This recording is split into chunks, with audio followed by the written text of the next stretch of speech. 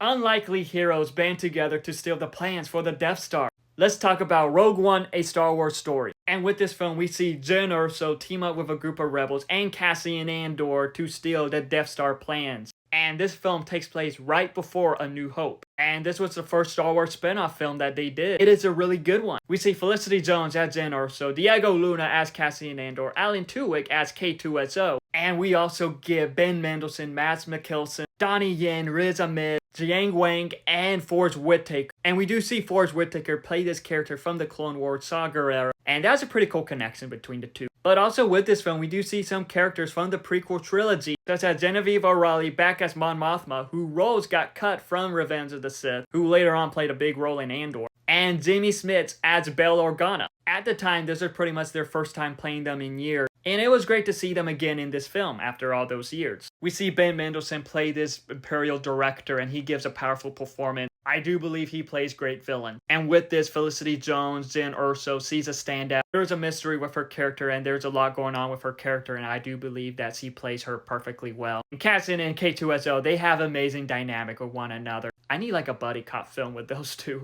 K2SO is probably one of the best droids in Star Wars. And Cassian Andor, he's probably one of the coolest characters in Star Wars. Honestly, just all of the characters just stood out in this, especially Donnie Yen's Sarut. Donnie Yen just kicked a lot of Stormtrooper ass in this, and that was epic. And with this film, seeing the Death Star, seeing the destruction that the Death Star can cause, I do believe that it showed that off very well. And it is interesting to see how the Rebellion are at this time, as this is right before A New Hope, but then again, this is pretty much right after all of the seasons of Rebels. And with this film, we see a lot of nods and references leading to A New Hope that we pretty much see in A New Hope with some characters, some cameos. We do get Tarkin in this film. He is pretty much CGI'd to show Peter Cushing's face. At the time, it looked good, but it was something that could have probably looked better now. But one thing that was epic with this film is Darth Vader. Even though Darth Vader is in this for a little bit of time, whenever he shows up on screen, his presence is known. To which he has probably one of the best lines and one of the best fights ever. That hallway scene featuring Darth Vader is epic. One of the best Vader scenes. And with this film, I do believe that it was a perfect connection to A New Hope, showing what leads to A New Hope. And I do believe that A New Hope takes place about 10 minutes right after this film. Some minor flaws is that I do wish they would have done some different things with these characters so we could have gotten more of them. Because I really liked Jyn Erso, I really like Cassian Andor, and I would just love to get a lot more of them. Overall, Rogue One, A Star Wars Story is a great Star Wars film. It has great characters, great action, great battles, and a great Darth Vader moment. It perfectly leads to A New Hope. But what are your thoughts on Rogue One? Let me know in the comments below and follow me for more.